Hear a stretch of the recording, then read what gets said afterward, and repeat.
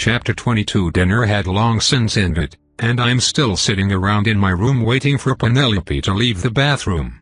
It's been over an hour and I'm starting to get a little worried. What was going on in there? Normally I would just leave her to hang out in the bathroom. That's not my business. Today, though, I feel like everything is explicitly my business. I hope my paranoia doesn't piss Penelope off too much, but I'd rather piss her off than miss something important. I quietly excuse myself from my room, making my way towards the outhouse. If nothing else, I should knock on the door and see if she's okay. When I get close, I'm about to tap on the door when I hear Penelope speak. I know. I'm sorry. She's very, very quiet, but my hearing is pretty damn good. Who is she talking to? No one else is in there. Very carefully, very quietly, I sidle up to the door and start to listen. After a short pause, Penelope continues. It's not fair for either of us. I'm sorry. Another pause. You know I can't do that. A shorter pause, this time. Because I don't want to die. We both know that's what would happen. Yes, I know. I know. I'm sorry. She sighed, shakily. I think she might have been crying. Look, I can't do any of the things you requested. It's too risky. Maybe someday, but not now. One last pause. Sorry. I know. Look, I need to stop talking to you now, okay? I'm going to go before someone comes looking for me. Too late for that. I hear her stand up, not leaving me a lot of time to process that conversation. First impression, though? Suspicious as fuck. Remus had said my paranoia serves my team well, and I'm not going to ignore it here. I wait, arms crossed, for her to finish her business and open up the door. She jumps back, startled, as I stand there, giving her a serious look. If need be, I'm ready to pounce. Penelope. Who were you talking to? I ask. She goes white, swallowing dry. What? Vida, I was just in the bathroom. Why would? I heard you talking to yourself. There's no one in there except you and the slime. Were you talking to the slime? Are you the slime? Vida, Penelope says, holding up a placating hand. Please calm down. I am Penelope. Can you keep this a secret? I scowl. Sure.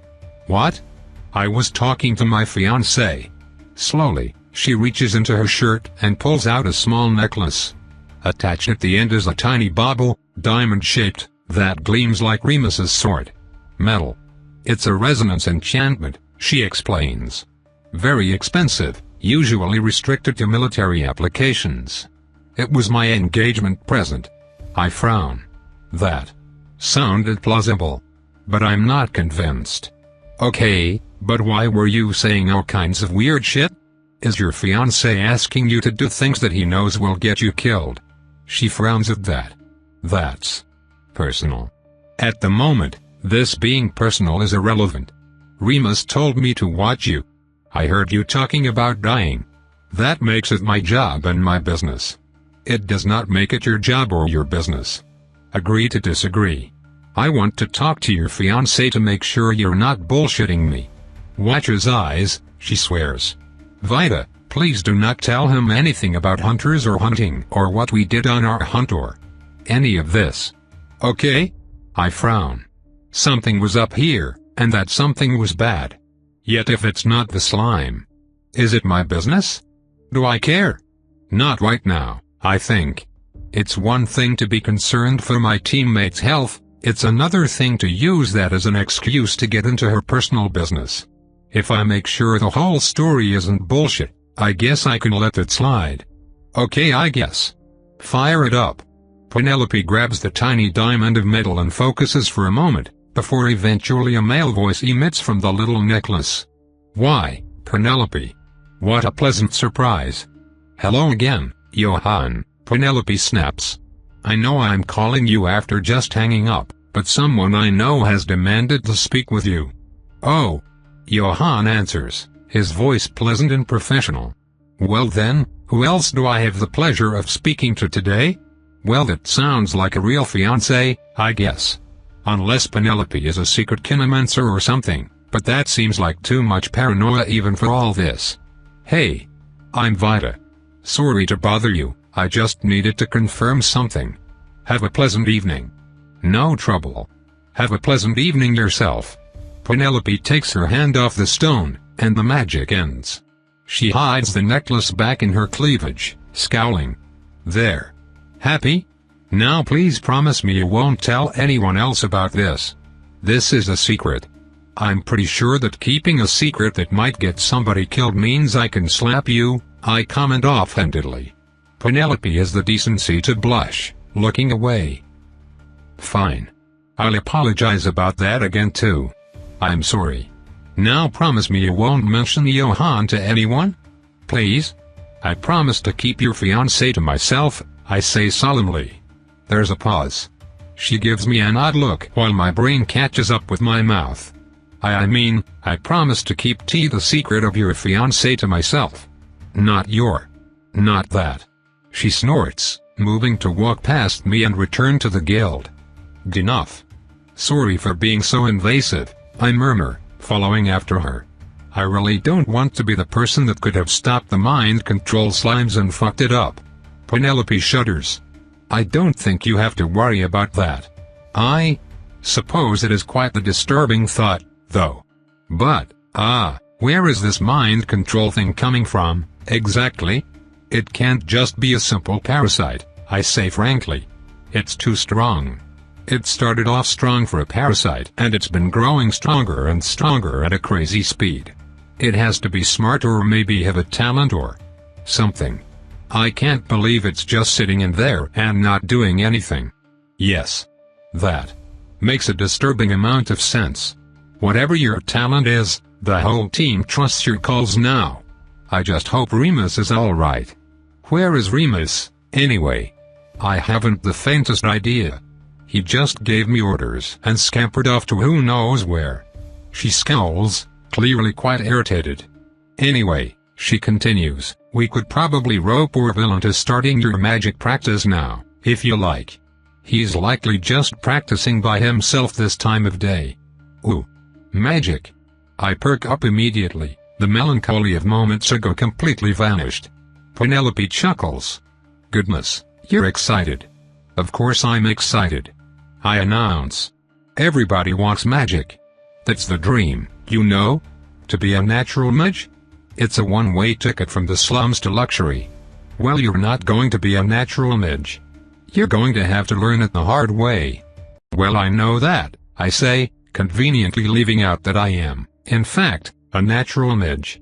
Nobody dreams to be a learned mage because nobody where I come from can be a learned mage. Except Roland, I guess. Anybody might be natural, but nobody's gonna teach some street rat, you know? Since I can get a teacher, though. You're excited, Penelope finishes. Understandable. Magic is certainly powerful and fascinating.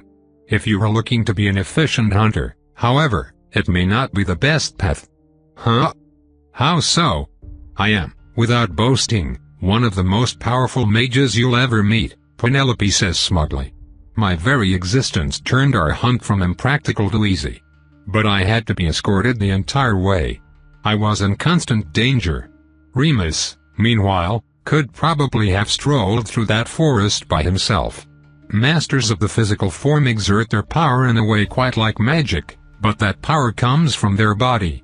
They're stronger, tougher, faster than any normal human. As a result, I would argue they are much more self-sufficient, especially in combat. Huh? That sounds pretty awesome. It was also practical. I have to get close to soul slorp things.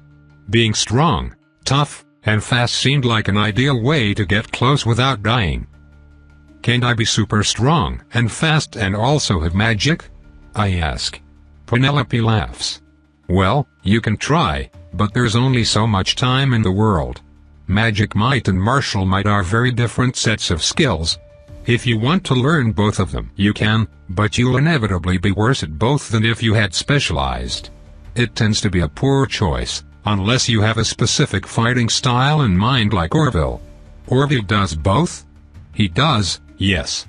Quite competently, I'll admit, But you yourself said he was the weakest on the team, didn't you? I nod.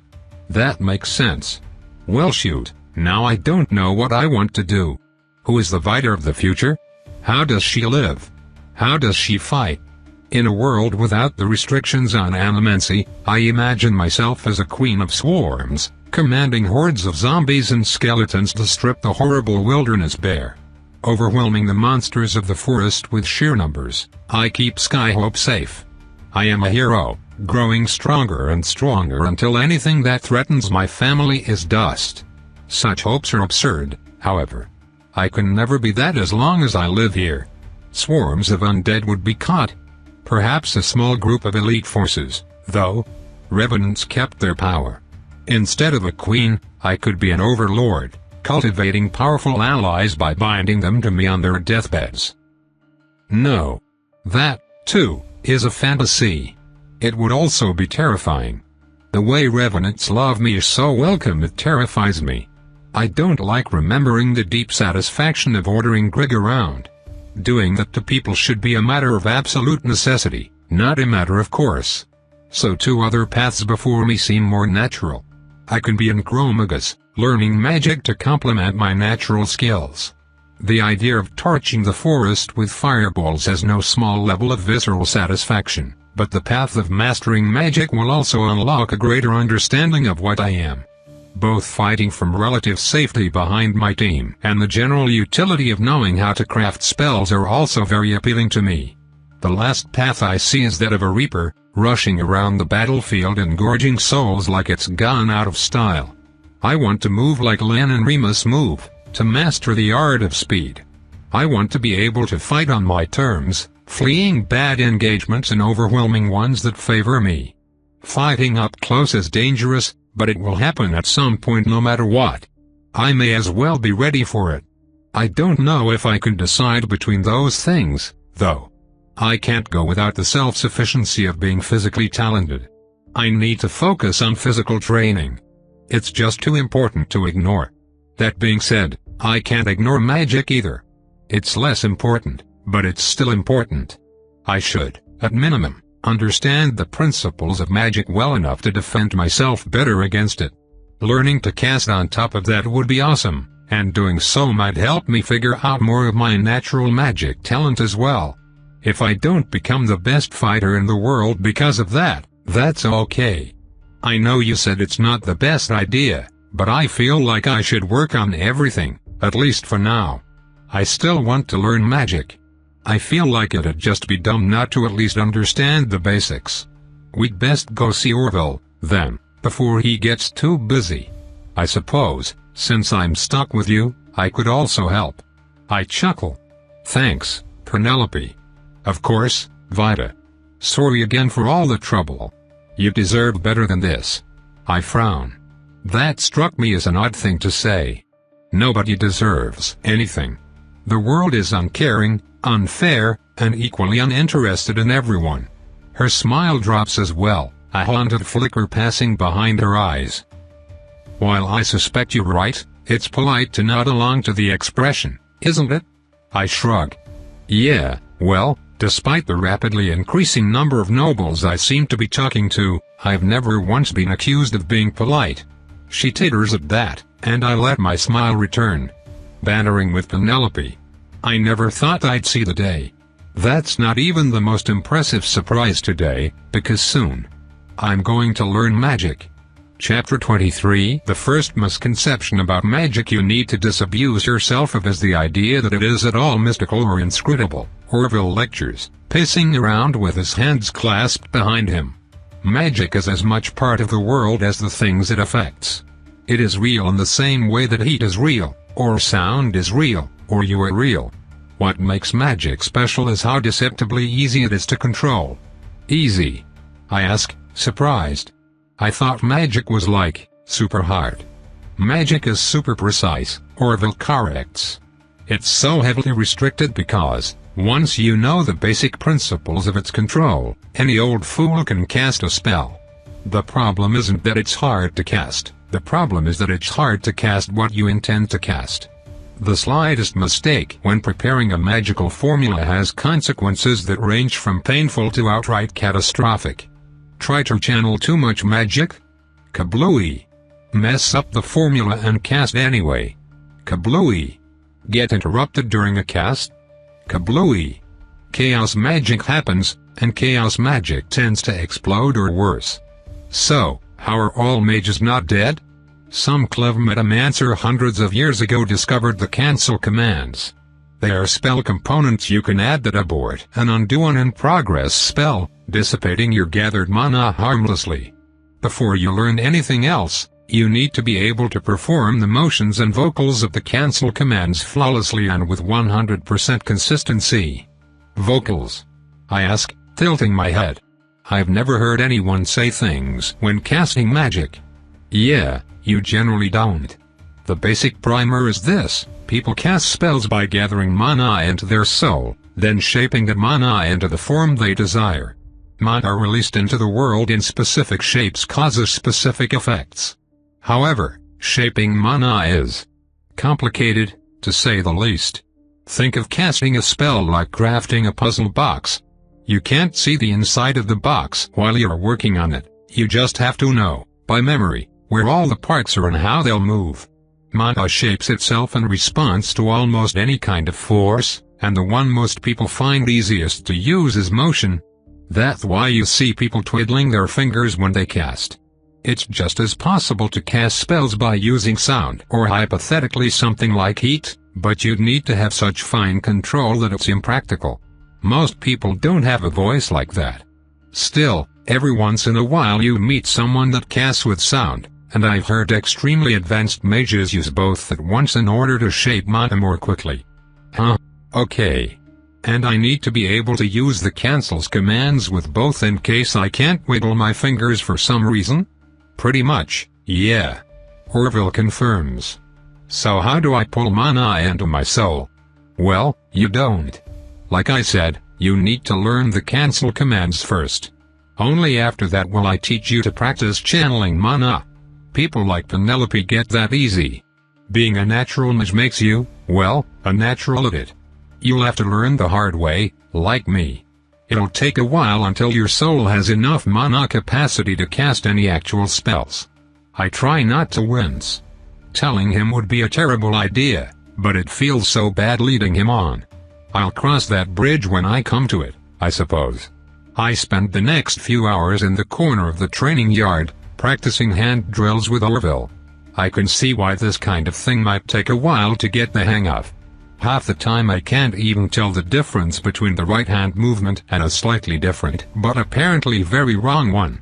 Penelope just sits and waits as we practice, seemingly slightly bored but not complaining even a single time as the hours ticked by. Every once in a while she gives a little advice, but for the most part it was just Orville and I. As time drags on, it gets more and more difficult for me to practice. Pretty soon, I'm doing worse with the exercises than I had been an hour ago, and Orville tells me to stop. I think that's all we're getting today, he says. You look run ragged, Vita. Is everything alright? I'm fine. Just tired, I answer. It's hardly a surprise, Penelope comments. She was up all last night keeping an eye on me. What? Vita. No wonder you can't focus. Orville protests. Fine. I'm fine.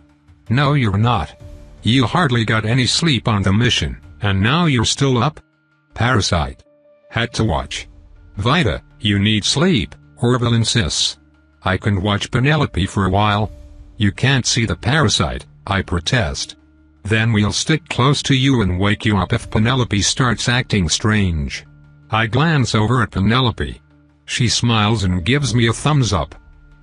I'm not gonna get any sleep in that case, I comment dryly. Since when has she given thumbs ups? Orville rolls his eyes. Come on, Vita. It'll be fine. Trust me. Except that it might not be. Literally no one else can do what I can do. If I fall asleep and something happens, I'll never forgive myself. I feel like I'm missing something obvious, some piece of the slime puzzle that I'm going to kick myself for later. Yet at the same time, I can't deny that I'm nearly unconscious. I have to sleep at some point. I have to trust someone else at some point. Fine, I groan, getting up off the ground. I'll go sleep. Just keep an eye on her, okay? Please? And wake me up if Remus comes back, too. I trudge on up the stairs, Orville and Penelope following. I pretend not to hear their whispered conversation behind me. You feel fine, right? Orville asks. Yes, I'm completely okay. At least as far as I can tell. You trust her on this parasite thing, though? She's just doing as Remus instructed. Besides, it seems wiser to assume an emergency than to assume everything is fine. Do you know the casualty rate for hunter expeditions? Isn't it around 40%? For new teams, yes. I'm not going to turn up my nose at a bit of caution here. Well, they don't think I'm outright crazy, at least. Perhaps my paranoia is just sleep deprivation, but unless I'm outright hallucinating, the slime soul just keeps getting bigger. I make it to my room, not bothering to wait for modesty before pulling off my overclothes. I'm about to toss the dress onto my bed before I remember that it's probably worth more than I am. Embarrassment coloring my face, I look back to Penelope and a politely turned around Orville, silently asking what to do with the damn thing. Penelope smiles and retrieves the dress, letting me slip onto the covers without further embarrassment. I really hope I'm not going to wake up tomorrow with a slime in my head. I grab Roscoe and squeeze him tight, curling up around my bird friend as sleep very quickly claims me. Line of dashes. Vida is asleep. Penelope's indignant claim is ironically what wakes me up. I blink in irritation, looking around. It had been light out when I went to bed and it's light out now, but it feels like I've been asleep for ages. I probably zonked out right through the last island passing over and then some. Wake her up, then, Remus's voice replied, and suddenly his order was no longer needed. I'm awake and then some. I feel him there, just outside the door. His parasite is almost as large-souled as he was. And now there are two parasites inside him. Shit. I jump out of bed, throwing on armor and making sure my spear and knife are nearby. Just in case. Oh, that woke her up, actually, Penelope comments. Good. We need to go, and we are bringing her with us. Okay? I finish getting dressed and suited up without further interruption, having everything on in record time. It smelled like someone had cleaned my stuff while I slept, then put it all back where I'd left it. That's nice of them. Remus stays politely outside the girls' dorm room while I quickly check that I have everything. Holy shit, this is so sudden. Where had he been? Dressed and ready, sir. What do you need? I report. Vida, do you feel anything different? Remus demands. There's two of them in you now, sir, I say, quickly looking inward. Oh, shit. There's one in me no, wait. That's just the soul I picked up from the slime Remus killed back in the forest. False alarm. I move it around a little inside my body, popping it outside my skin to make sure. Yep, all the slime souls in me are very dead. Safe for now. Remus, however, has no such luck. He curses. I thought as much. Something feels wrong. Yeah, one of them feels almost as strong as you now, I confirm. Shit, are there any more parasites nearby? My heart is racing out of my chest. No, not yet. I don't feel anything. Just two in Remus and one in Penelope. I make a mental note to scan everyone I come across. That settles it, then. Vida, Penelope, we're heading out. We can't wait for the specialist I called to reach Skyhope. We're going to go meet them on the road. I hope you have a cart of some sort? Penelope hedges. I'll carry you, Penelope. Vida, consider the stamina training. Oh, god damn it. He's going to make me run? The roads are fairly safe, we have hunter teams on them every day, Remus continues. Still, keep your feelers out, Vida. We need to go now before whatever the parasites are doing happens, and we need you to alert us if they start doing anything on the road. Can you handle that? Do I have a choice? I put on as serious a face as I can muster, hoping beyond hope that the screaming I feel inside isn't showing in my expression. Yes, sir. I'll alert you the moment I sense anything. I hope this is above board. I hope everything is as it seems. I hope there isn't something I'm missing. I hope. Opening the door, Remus grabs an embarrassed Penelope and hoists her into a piggyback, then runs down the stairs. I follow as fast as I'm able, and Remus slows down to match my pace. Before long, we're outside the city. My lungs and legs are already burning as I try not to seem weak in front of my boss. Partly to keep my stamina up, partly in case something horrible happens, and partly because I'll take any excuse to do so, I start surreptitiously swallowing chunks of my soul stock, feeling that beautiful feeling of unraveling raw power and adding it to my being. The run pace doesn't get easier, but it stops getting harder, and I feel like that's basically the same thing. Minutes tick by in silence. Then an hour. The dirt road hugs Skyhope Crater for a ways, avoiding the forest in which all this began before finally setting off between cultivated farmlands which sit adjacent to most sides of the city. Passing through the beautiful fields is somewhat relaxing, though the hammering heartbeat in my chest reminds me that this is a rather poor time to be relaxed. Eventually, the farms break way into more wilderness, the road cutting through the middle of a partially culled jungle, shrubs and saplings growing around or through stumps, as if in a constant war to take the territory back from humans. My soul sense goes bananas, detecting all sorts of terrifying things just on the fringes of my awareness, yet thankfully they seemed uninterested in harassing us for now. After nearly an hour and a half of constant running, Penelope speaks. Her voice sounds frightened, hollow, confused, and her words send a chill down my spine. Remus, do we really have to do this? She asks. Seek medical attention?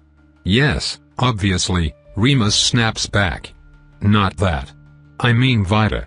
I don't like the sound of that. I don't like the sound of it at all. I start to slow down, start to ready myself. This whole thing has been suspicious for a while. Penelope, Remus warns, slowing down in step with me. I look at him. He meets my gaze, eyes calculating. Yeah, this is bad. There's clearly something going on, it's clearly parasite-related, and I walked into it. I should have listened to my fucking paranoia. What can I do here? Remus is beyond me, but if I surprise him then maybe I can touch him just long enough to kill the slime. But he's faster than me. How can I surprise him? I like her, Remus, Penelope continues. Don't you think we could try just talking to her before? As I glance around looking for bits of the environment to use, confusion settles over me. Remus is gone. I had kept him in sight, but he vanished. I never blinked. Where did? The pommel of a sword strikes me in the temple. Pain shoots through my body for the briefest of moments, and I pass unconscious before even falling on the road. Chapter 24. The colony is important. That is simply how it is. Dig, dig, dig. Protect when it is needed, expand when it is not. This is life. Dig, eat, dig, sleep, dig, eat, dig. Pain. Pain in belly. Badness. Walking is hard. Digging is hard. It is not time to rest, but death. Cannot move. Exit the host. Need new host. Feel new host. Enter, subsume. The new host also knows the colony is important. That is simply how it is. Yet the colony is dying. The new host knows this as well. Fear. The colony must not die. The colony is important. That is simply how it is. Death where? It is unfelt, unheard. Yet this host, too, is dying. Danger. Danger. Flee. Running and running and running is all there is. Through the tunnels, to safety. The colony dies all around. No. Anguish beyond anguish. Fear beyond fear. Run. Run. Death in the tunnels. Flee the tunnels. Pain flows. Death, again. Exit the host. Need new host. Need new host. Regret. Lament. The colony has died. The colony must not die. The colony is important. That is simply how it is. The colony is important. That is simply how it is. The colony is. The colony. Colony? Beacons of strength, felt. Desire. Move, though no longer run. Flow. Catch. The beacons of strength must be hunted, subsumed. That is simply how it is. Another follows. Not a host. Ignore. The beacons of strength move. They must be avoided when they move. Danger. That is simply how it is. Stuck. Follow at distance. Wait. They move no longer. Wait. Wait. Strike. Subsume. The host is asleep. Rest is good. Rest.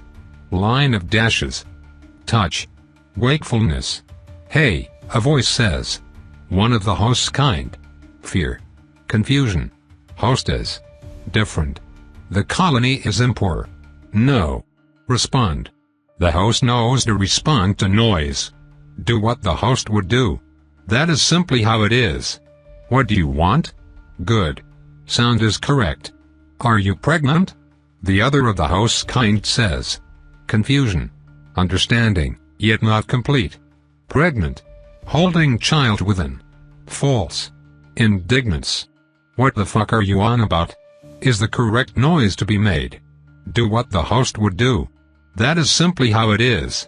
Pregnant, the other of the host's kind speaks. The ally. The annoyance. The eccentric. The fearsome. The host knows all of these things. Yes or no? No.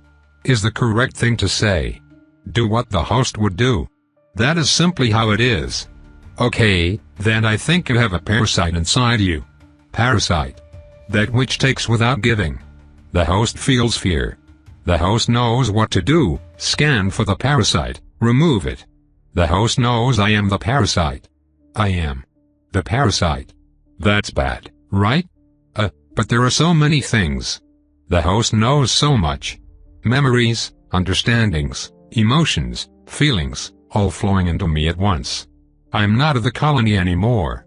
I'm the colony's killer. Rage flows through me. Fury. Vengeance. How could I be the colony's killer? The colony was important. That is simply how it. No. That's not how it is. I think. The colony needed to die. The colony was fun to kill. Wait, I have to do what the host would do. Calm down, take deep breaths. Knowledge of the structure of reality enters my mind, the physical makeup of living things, and the principles of magical power that control them. I move my fingers, exactly like the host knows how. I cast the spell, letting the knowledge it interprets enter my mind. Everything is normal, barring the big blob of slime in my neck. That's the parasite, and it must be removed and killed immediately so this nightmare can end. That is what the host would do. Do what the host would do. That's simply how it. No, wait. That's me. I'm the parasite. Why would I do what the host would do if it kills me? That's wrong. I know that's wrong. I know lots of things. I'm still talking to a member of the host species which is hostile to me, capable of detecting me, and loyal to the host. Think. Try not to panic. Should I kill them? No, I don't want to. Subsume them instead? Then this host, which knows I exist and is also capable of detecting me, would be free. Lie? Lying works. I don't detect anything. Well, I still do, the other member of the host species says. A human. That's what I am now. There's one inside Rimas, too, and when we encountered something that felt like it before, he couldn't even see it in broad daylight. It was this little slime thing, translucent, about as big as my fist. Would being a slime change the kind of spell you need to detect it? Oh, is that what I am? Yes, it is. I know that now. I also know Remus is the one who's really, really powerful. Wait, he's stronger than my body. Damn, I can't help but feel a bit of jealousy for whoever got him. Jealousy. That's new. I dislike the idea of sharing. Now is not the time for that, though. I need to figure out how to stay alive. No. It wouldn't, I insist. You're positive something is inside me? Even though I can't detect it at all? Please, please, please believe me. There's nothing. 100%, yeah. They are the same things I felt inside burrow hounds. Well, shit. Lying doesn't work at all. Good to know. But now what? I flipped through some of my host's recent memories, trying to decide what to do. Damn it, Vita. My host tries to shriek. It's not me. It's lying to you. You fucking idiot. Help me. Vita. Ah, that other human's name is Vita. Good to know. My host seems terrified, which I don't like. Hopefully she'll get over it. I think my other hosts got used to it. They were very different, though. Very different. I should probably also pretend like I'm freaked out, so no one thinks anything is wrong. That's quite odd. Pretending like something is wrong to make people think nothing is wrong. But it makes sense. So many things are starting to make sense, all of a sudden. Is it just Remus and I ask. There aren't any others? As far as I can tell, yeah, Vita confirms. Vita's never been wrong so far. The large one says. Bentley.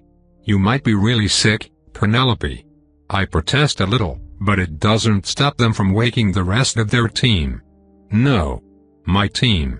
I have to act like they are my team now, if I want to survive. The thought of it is absolutely terrifying. Cannot just be part of the colony anymore. The colony had never cared I was there, but these ones? They will kill me if they know. They talk to Remus, asking his advice. Even though the one called Vita knows we are here, she thankfully does not know what we are. Acting like my host is instinct to me, and I can see my brethren and Remus going through the same series of thoughts that I had. I'm surprised he does not kill them, as my host knows he can. It's a relief to me that I did not expect. Even if I have to hide, I don't want my team, my new colony, to die.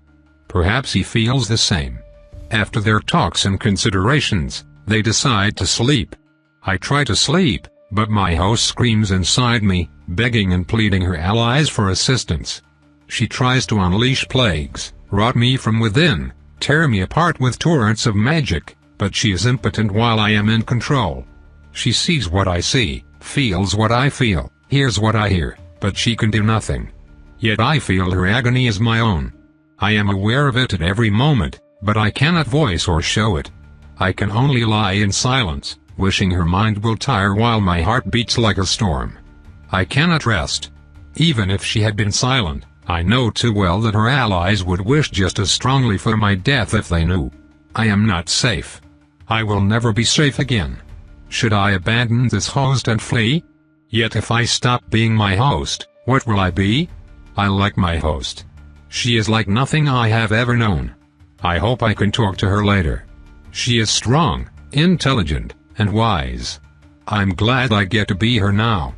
Penelope. That is my name. Eventually, the one called Vita approaches me. Can she tell I am not asleep? Is that odd? I resolve to continue pretending. Hey, she whispers to me. Are you doing okay? No, comes the resounding scream of my host. Save me, Vita. I say no such things. I cannot pretend to be a host that wants me dead, not all the time. Vita begins to talk despite my silence, telling a story of other parasites. I listen intently. It is a sad story, a story of betrayal and death. I find it fascinating, but it only brings my host more distress. More and more her fear builds, and soon her anguish compounds beyond what I can handle. Okay, stop. I hiss, quickly thinking of an excuse for my reaction. I'm sorry I slapped you. Okay? Is that what you want to hear? No, but thank you for apologizing. I just wanted to make sure you were okay. I could tell you weren't really sleeping. She cares for me. That makes me happy, even if she thinks I'm someone else. I am, by all methods I'm aware of, completely fine, I whisper back. But, she prompts. She saw through me once again. I want to tell her. I cannot give anything away, but I want to tell her. But I'm terrified, I admit. I'm clearly in danger, I don't know how to handle it, and I don't want to die. Well, I guess I should say, then, she answers. You pretty much already know, but I'd like you to keep it secret. Then she tells me. She tells me with kindly words how she can so easily pluck the life from my body. How she will happily do so for my host. How all I have to do is ask to die, and it will be done. I tell her no. I come up with as many reasons as I can why my host might not wish for my end. I tell them all in a panic, acting much less afraid than I feel. This girl who sees me, who holds my life in her hands, she is a nightmare. Inside, my host laughs. She sneers and taunts, gleefully anticipating my death. Imagining it. Relishing it. She hopes for my suffering. She begs for it. With those wishes in my thoughts, we finally drift to sleep. Once I wake, days of travel in the forest begin for me. I draw on my host's experiences, mimicking what she does to help her team. She's curious. Experimental. She likes trying new things even when she knows older things will work. Her team does not know this, though. She hides these wonderful things, fearing others will not understand. I want to tell them. But I fear acting differently from my host will bring me death. I take the time granted to us to learn more of my host, to delve her memories and immerse myself in her oldest feelings. The more her memories become my own, the easier it is to be her. I feel what she feels. I like what she likes. I want what she wants. I hate what she hates. She hates me. I am Penelope, and Penelope screams inside me. Chapter 25. The constant danger leaves me a shaking wreck when we finally make it to my home, which is a place I've never been before. Sky Hope. So familiar and yet so alien. I know so much, I've seen it so many times, and yet seeing it now is still the first time. Remus and I have never had a chance to talk about what we truly are, though we have signaled to each other. We know that the other is our only ally in this place. He uses his host's authority to take me away from the rest of the team, exiting the city again almost as soon as we've left it. So many creatures like my host are there. Would each and every one of them want me dead? I know the answer is yes. He does too. We talk. He has the stronger host, and so he dictates what we do. That is not simply the way it is, but I have no ability to enforce any other way. We talk of our fears, our hopes, our newfound sapience. Such a terrifying thing it is. All that is important is new. The colony is but a distant memory, fading away. My host's mind knows, we are too small. To think like a human takes too much energy. Without a host, we will lose our capacity for thought. Or we will starve and die. That is what she believes, and thus so too do I. But we are people, Remus insists. Each and every one of us can be a person. Yet our brethren are still forced to be dogs. They suffer mindlessly, just like we did. My children are out there, made to live as animals. But how can we fix that? I ask, frowning. Do we go collect them? Put them into humans? That will just get us caught, assuming we can even find them. Think ahead, girl, Remus snaps. We will get caught eventually. Survival is not about avoiding threats, it's about being more of a risk to fight than to leave alone. We'll spread. We'll take enough powerful people to protect ourselves before the humans know what's happening. Terror grips my host at the implications, and so too does the terror grip me. I do not like the sound of those words. He will be spreading more of us, trapping more hosts in this fate. My people suffer, yet to uplift them I have to consign humans to suffer. What a cruel joke my kin are. I share these thoughts with Remus, but he dismisses them. He has no sympathy for those that would damn us to death. Even if that wrath is only to protect themselves, he considers it unforgivable. He has the strongest host.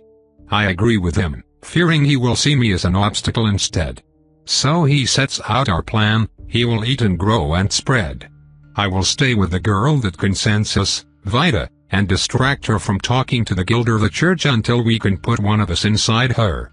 Once she's with us, we can use her power to find and free the others. So there, on the road outside town, we part ways. I walk back to the city, and he runs off somewhere he does not deign to tell me about. I am left alone with my thoughts, and the thoughts of the woman I torture to live. I can hear you, you know, I whisper to myself. We can talk sometimes, if you want. Surprise. Hope. Indignation. Fury. I feel her emotions as strongly as she does. All this time. She thinks. Damn you. To think something like you can even exist. I did not choose what I am, I protest. I don't give a rat's ass, you monster. The Templars will slay you.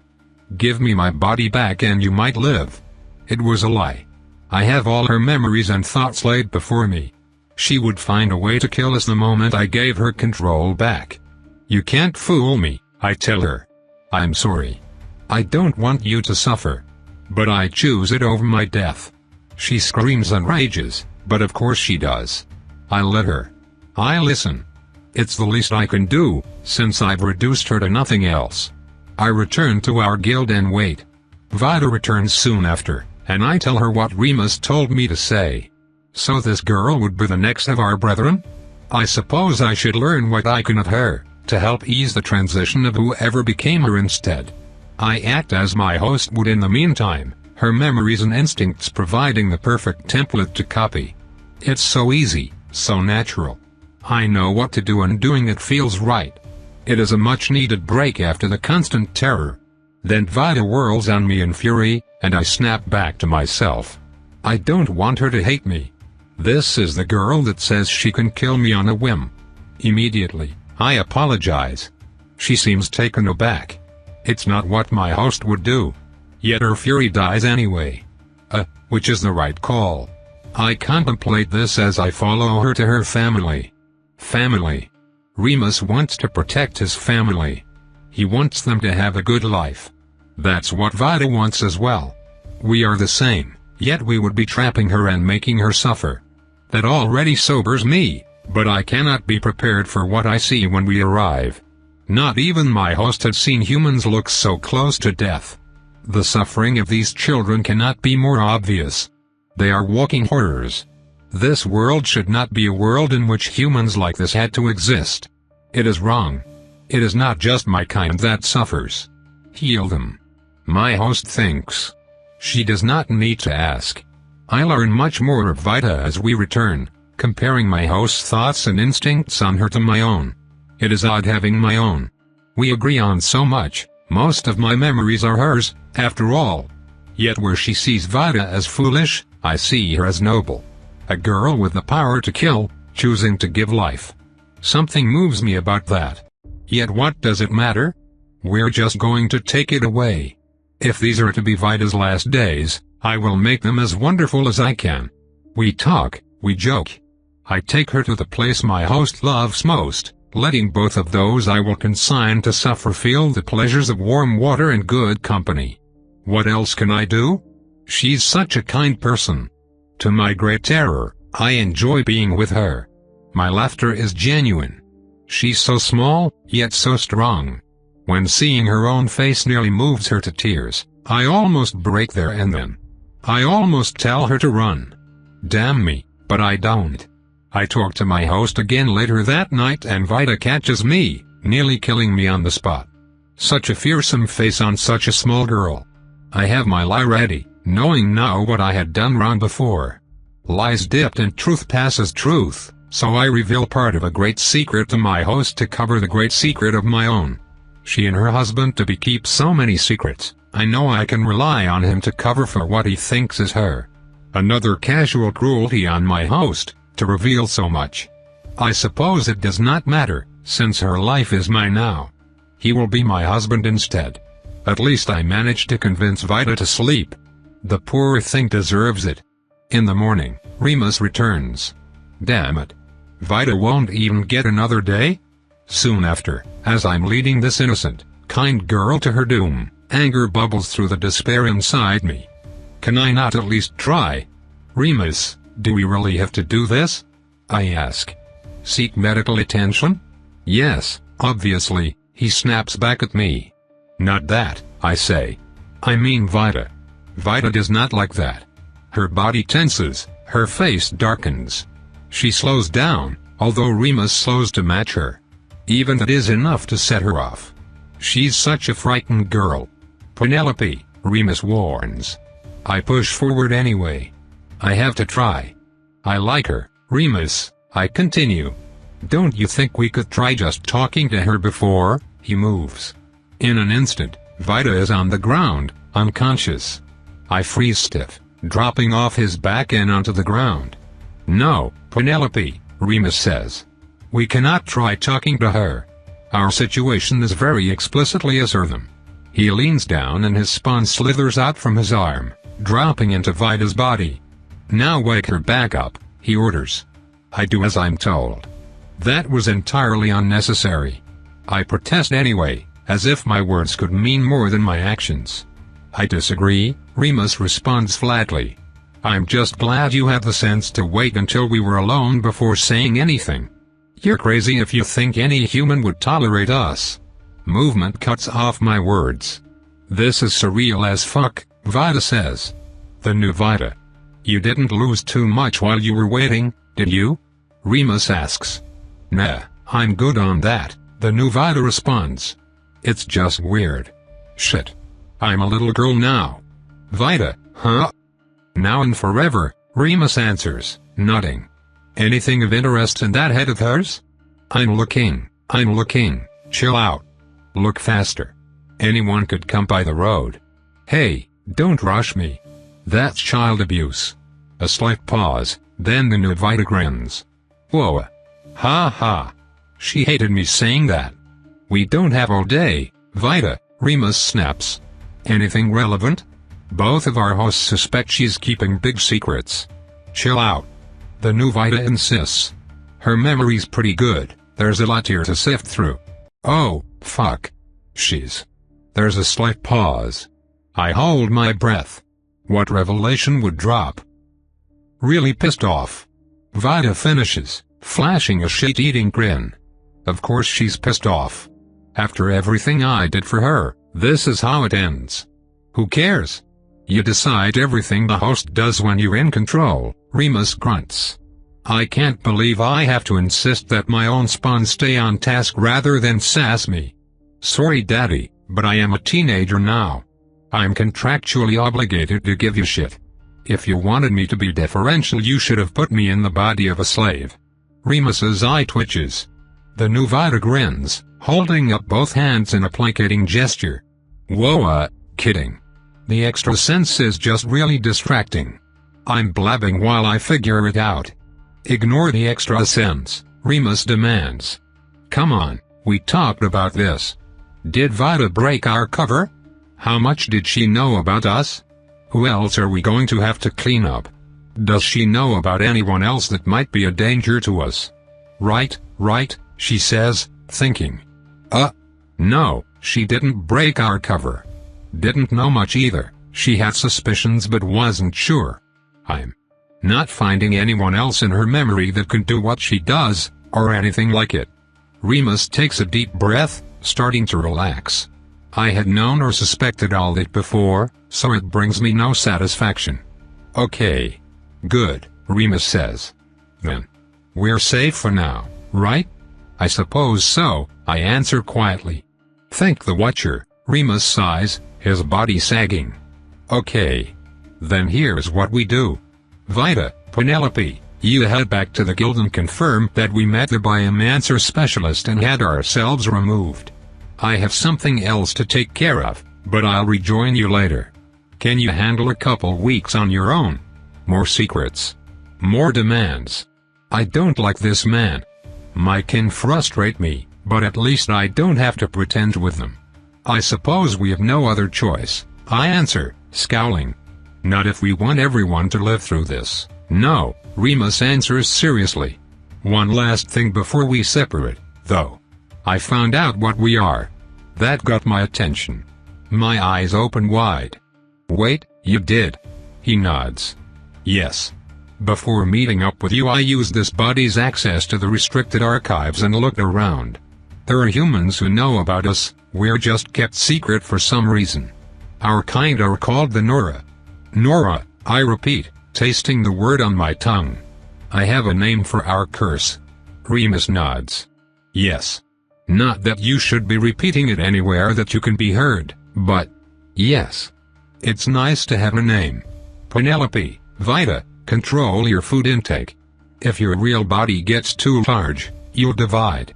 Oh, don't you want grandkids, Dad? Vita asks. So childish. A young Nora in a small girl. It fit, somehow. I would have to watch her carefully so she didn't make a foolish mistake. Remus smiles at her. It's a kindly smile, full of hope. Not yet. She nods, holding out a hand to shake.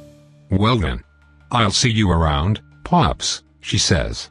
They clasp hands briefly, Remus shaking his fingers out afterwards. I think you might have zapped me a little, there, he comments. Vita smiles wide. Sorry, Pops. Still getting used to the body. He nods. Understandable. You're what, 10 hours old? You'll get the hang of being Vita before you return to town, don't worry. Now is there anything else you two need before I head out? Nope, Vita says I'm good, Pops. I have nothing either, and say nothing to indicate it. We won't let our kind continue to rot as dogs, Remus promises. Not when we can be people. I just sigh, turning to walk back to town as Remus jogs off. The new Vita follows, perhaps deferring to me in the same way I do Remus. It does not take long for her to start up a conversation, though. So. She starts, how's the secret agent stuff been so far? I shrug. Exciting. Depressing. Confusing. Not being sapient was certainly less complicated. Not being sapient.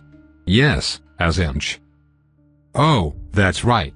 You booted off of Remus, I recall. She was born in a human body, so she wouldn't know. He and I had bodies before this. Animals. They couldn't really think, and neither did we. I think we'll revert to that if we're not inside a human for too long. We started to lose our memories of being dogs after a few hours outside a body. Oh. Yeah, Remus might have mentioned something like that, she says. That really sucks. I snort. This one has a talent for understatements. It's certainly not ideal. My first act as a person is to hold another person hostage in her own body. I'm barely a figment of her, yet she's the one haunting me. I can't imagine Vita will be any easier on you. Well, the real Vita, I mean. Not you. My kin just grins. Oh. She asks. What makes you say she'll be hard on me? We're in power, right? Please tell me you're listening to her. It's the least you can do. We're stealing their lives and making them watch. But I still remember most of it, what it was like to be an animal. To feel, but not think. To act, but not question. To just mindlessly be. I can't go back to that. No matter how much I hate myself, I can't. It would be the same as death. Vita seems concerned for a moment. She takes a deep breath. Okay. I'm listening to her now, she says. Vita wants to ask you something. Is that all right? I almost stumble, my breath catching. Of course. Oh God, I forgot. I'm so stupid, of course she can hear me. Vita, I'm so sorry, she wants to know, Vita says, cutting me off, if Penelope is okay. I'm not okay, but I recognize she isn't talking about me. Why would she be?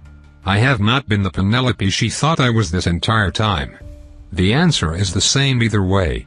And no, I stutter quietly, choking back tears. Of course she's not. She leans over next to me, moving to drop an arm over my shoulders. Instead, she grabs my neck, right over where my real body hides. I turn to her, and the murderous, disdainful glare in her eyes burns itself into my memory. Something intangible tightens around me, promising annihilation. I stare into those eyes, fear taking my heart. Oh. This is not my kin. How long had Remus's child been dead? Please don't kill me, I whisper. I'm too weak of a person to say anything else. Then I suggest you release her, Vita says. Right. Now. I do so. I detach from my host's spine, losing her eyes, her ears, her body. I cast myself into the senseless void of my true nature, praying for life. And waiting for death. Chapter 26. Chill out. My body laughs against my will. Her memory's pretty good, there's a lot here to sift through. Oh, fuck. My instinct takes over, fear surging through me. Can't let it say necromancy. The little black slimy soul has notes of springiness underneath, orange and bouncy. I barely note this in the split second before ripping it from its body. Whatever its words were, die with it. I stumble ever so slightly as my body suddenly becomes mine once again. Really pissed off. I finish, smiling as best I can. My heart starts to hammer in my chest as I feel something dead and wet leak around my spine, flowing through flesh as if it was syrup. Every cut I've run with Roan flashes through my mind. Exude confidence, or die. For the second time today, I had woken up to Penelope's words, healing me as she screeched at Remus. He disagreed, and I slowly but surely came to the dread realization that out of all the things I'd been terrified of, it was the mind-control slimes that turned out real. I can't believe it. I wasn't too paranoid after all, but they always had a fucking excuse. The moment I'd realized that, I had tried to move, only to find out that I could not. My body moved on its own, vision flicking around and taking in all sorts of sights. I heard my breath in my ears, the smell of grass on the side of the road, yet I control nothing. Every little twitch and habit I'd taken for granted was attempted and failed, my body moving only to some arcane will. A waking nightmare had consumed me, yet despite the horror I had done my best to wait and watch before trying to murder my possessor. That didn't last very long. Now, here I am, surrounded by enemies that can kill me with a thought. No time to worry about blasphemy. If I mess up here, I might die. It's time to leverage all my advantages. I have a corpse and a spirit. Internally, I take slime Vita's soul and force it into a splinter of my own. Then I push the combined soul into the slime corpse in my neck and it doesn't stick. Damn it, it's not working. It just feels off. Like the body isn't a body. I may as well be trying to put a soul into soup. Stupid slimes. Bah, okay, so that plan won't work. Focus on surviving the next minute. Remus is glaring at me. Who cares? He says. You decide everything the host does when you're in control. I can't believe I have to insist that my own spawn stay on task rather than sass me. His spawn. So the slime I just killed was Slime Remus's kid. Great. Whatever, I can lean into the sass angle. Sorry daddy, but I am a teenager now. I'm contractually obligated to give you shit. If you wanted me to be deferential you should have put me in the body of a slave. Remus's eye twitches. Whoa, kidding, I say, grinning as best I can. The extra sense is just really distracting. I'm blabbing while I figure it out. Ignore the extra sense, Remus. Well, Remus Slime demands. Come on, we talked about this. Did Vita break our cover? How much did she know about us? Who else are we going to have to clean up? Does she know about anyone else that might be a danger to us? Oh thank fuck, I can answer all that. Right, I say. No, she didn't break our cover. Didn't know much of anything. She had suspicions but wasn't sure. I'm not finding anyone else in her memory that can do what she does, or anything like it. All technically true. Remus takes a deep breath, starting to relax. Okay. Good. Then. We're safe for now, right? I suppose so, Penelope. No, the Penelope slime answers. She doesn't sound happy about it, but she's also using my teammate's body as a puppet, so I'm not certain how much I care. Thank the Watcher, Remus slime sighs, his body sagging. Okay. Then here's what we do. Vita, Penelope, you head back to the guild and confirm that we met the biomancer specialist and had ourselves removed. I have something else to take care of, but I'll rejoin you later. Can you handle a couple weeks on your own? I suppose we have no other choice, the Penelope slime says, scowling. Not if we want everyone to live through this. No, Remus slime says seriously. One last thing before we separate, though. I found out what we are. Penelope. No, the thing controlling Penelope perked up at that, eyes wide. They're called the Nora, apparently. Odd name, since it sounds like, well, a person's name. Yes, Remus says after a brief conversation. Not that you should be repeating that anywhere that you can be heard, but yes. It's nice to have a name. Penelope, Vita, control your food intake. If your real body gets too large, you'll divide. Oh, don't you want grandkids, Dad? I ask. He smiles. Oh, I don't like how he smiles. Not yet. I swallow. I need to kill him now, before it's too late. I take every soul I have left, other than the Vita slime I just killed, and move them to my mouth. I swallow every soul at once in a massive pile, power flowing through me like never before. Well then. I'll see you around, Pops, I say, holding my hand out to shake. He takes my hand, still smiling. His grip is firm. I send my magic up his arm, grasping at his soul, yanking with all my unholy might. It slides off like rain from an eyelash. My power surges inside Remus's body, clawing and scratching, but to no avail. The slime's soul is so large, I cannot even start to grasp it. Remus lets go of my hand, shaking out his own. I think you might have zapped me a little, there, he comments, seeming unconcerned. Once again, I hide the scream within my mind behind a smile. Sorry, Pops. Still getting used to the body. He nods. Understandable. You're what, 10 hours old? You'll get the hang of being Vita before you return to town, don't worry. Oh good, I murdered a fucking baby. I'll just add that to the list of sins, I guess.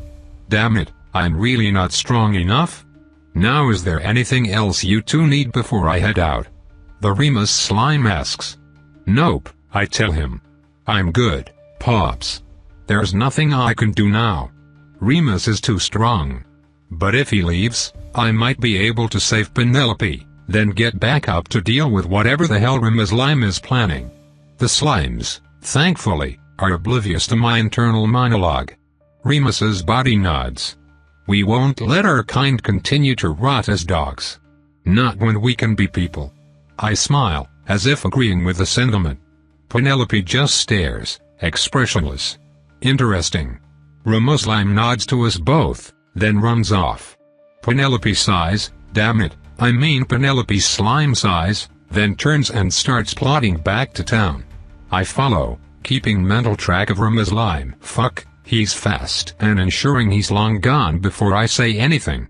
So. I start, how's the secret agent stuff been so far? She shrugs. Exciting. Depressing. Confusing. Not being sapient was certainly less complicated. I blink. Not being sapient. Yes, as inch. Oh, that's right. You booted off of Remus. He and I had bodies before this. Animals. They couldn't really think, and neither did we. I think we'll revert to that if we're not inside a human for too long. We started to lose our memories of being dogs after a few hours outside a body. Oh. Yeah, Remus might have mentioned something like that, I lie. That really sucks. Penelope snorts. No, wait, her slime snorts. It's certainly not ideal. My first act as a person is to hold another person hostage in her own body. I'm barely a figment of her, yet she's the one haunting me. I can't imagine Vita will be any easier on you. Well, the real Vita, I mean. Not you. I smile a little. This is surreal as fuck, the slime Vita had said. I feel that for sure. Oh. I ask. What makes you say she'll be hard on me? We're in power, right? Please tell me you're listening to her. It's the least you can do. We're stealing their lives and making them watch. But I still remember most of it, what it was like. To feel, but not think. To act, but not question. To just mindlessly be. I can't go back to that. No matter how much I hate myself, I can't. It would be the same as death. I take a deep breath. Damn it. That's pretty fucked up. Okay. I'm listening to her now. Vida wants to say some things to you. Is that okay? Penelope's slime looks over to me, shocked. She lets in a shaky breath. Of course. Oh God, I forgot. I'm so stupid. Of course she can hear me. Vida, I'm so sorry. She wants to know, I say, cutting her off, if Penelope is okay. Penelope shrinks down. She looks so small and sad. No. Her jailer looks small and sad. And no, she chokes, her eyes watering. Of course she's not. Yeah. That's that, right? I can't just let her hold Penelope inside a horrific mind jail. No way, no how. As we walk, I reach over like I'm giving her a hug and grab her neck. She goes rigid, turning to me. I stare her down, watching realization dawning in her features. Yeah, you fucked up, slime. I reach tendrils of power into Penelope's body, slowly creeping around the slimed soul within. It was a big soul, but it still wasn't up to Penelope's size and nowhere near Rima's limes. This one, I can take. Please don't kill me, she whispers, pleading. Then I suggest you release her, I say. Right. Now. She swallows, and then suddenly her demeanor shifts. The real Penelope staggers, then stretches her body, relishing the simple ability to move. I feel her soul pulse ever so slightly, an expression of pure relief and joy. There's a difference between the two souls, now. They swapped. I feel the one in control. FFFFFFFUCKING took you long enough. Penelope all but shrieks, her shriek coinciding with a desperate gasp for breath. Something about that makes me laugh. Yep, that's the real Penelope. What's so funny? Penelope demands. Why are you not? I can't believe you. It's okay to thank me, you know, I tell her, grinning. She shuts up. My hand still on her neck, I feel her shaking. Her lip quivers for just a moment before she erupts completely into sobs, falling onto me. It surprises me, and I stumble back as I catch her. The two of us stand on the road, her tears soaking the front of my gambeson like I had stood in the rain. Thank you, she whispers between breaths. Thank you, thank you, thank you, thank you. It's okay, you're okay, I answer, patting her back with my free arm as I maintain a grip on her neck. Please get it out, she whispers. Then she reverts back to sobs. The slime in her neck quivers in fear. Honestly, I should have already killed it. Slime Penelope is dangerous, oh so dangerous. She can steal bodies and trap minds. She can divide herself, possibly indefinitely. Her kind are tortuous creatures that can only live as people by subsuming the lives of other people, making them watch as the slime steals their body, their life, their very being. What must it be like to be trapped like that? If I wasn't a monster myself, how long would I have had to watch? Days? Months? Years? At what point would I have gone mad? By any reasonable measure, the creature inside my teammate is every sort of kill-on-sight beast that Remus, the real Remus, had warned me was so ubiquitous outside the walls. For the good of humanity, she would have to die. My power feels at her soul, caressing, squeezing, preparing to end her. To rip her into nothing. Yet as I hold her, I feel her soul more deeply. I feel bubbles, glowing softly underneath the black, sticky hues of the slime's spirit. Little pink bubbles are rising to the surface. They are so similar to the ones in the real Penelope's soul, yet so subtly different. This slime is the person that helped my team on the return trip. This slime is the one that took Nora and I out bathing. This slime showed me my face for the first time. This slime healed the kids at Lynn's Shock. This slime is a person. Sure, she's also a threat to humanity, but from one threat to humanity to another. Why shouldn't I spare her? Wet sobs continue to run down my chest. Penelope is on her knees in the middle of the road, crying as I hold her. Crying as one hand on her neck separates her from a lifetime of having to feel her body be puppeted by a monster. I squeeze her, resting my chin on her head. Convincing Penelope to leave Slime Pen alive would be the hard part, wouldn't it? As a biomancer, she could probably kill her no matter where I put her. Fuck, where am I going to put her? She needs a human host or her personality will die, right? And the only two people here. Get out of Penelope, I whisper, massaging my teammate's neck where the body of the slime rests.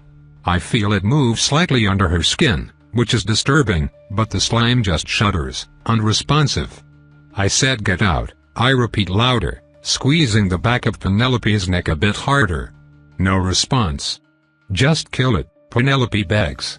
Please, before her breath catches and the sobs stop as the slime suddenly takes control.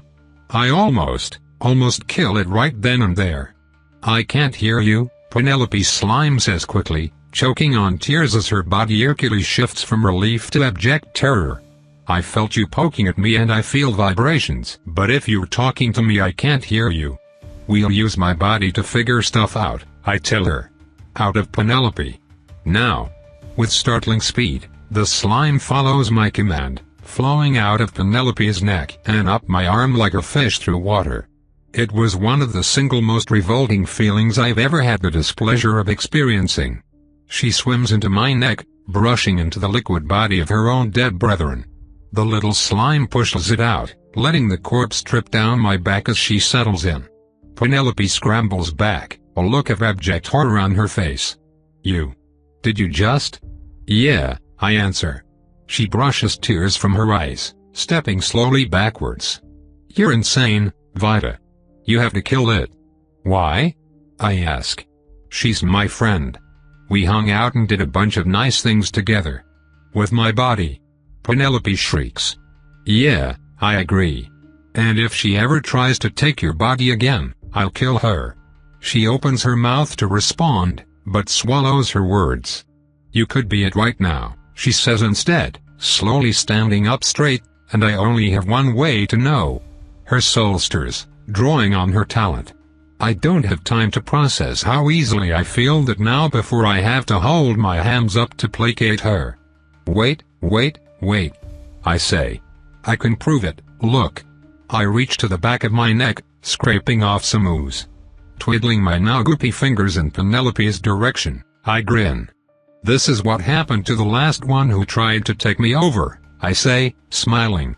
My death touch still works when they're hijacking me. That's how I saved you. You don't have to worry about a thing, Penelope. She can't do anything unless I want her to. Nothing. She takes a deep, shuddering breath. Why even bother, though? After all she did to me, you want her more? I just don't want to murder her in cold blood, I say as calmly as I can. I feel it, Penelope. She's a person. You're insane, she murmurs, but starts to relax. I will never understand you. I nod. My heart is beating so fast. I don't know if I understand me, either. It will be okay. Don't freak out, alright? I tap the back of my neck twice, and instantly lose control of my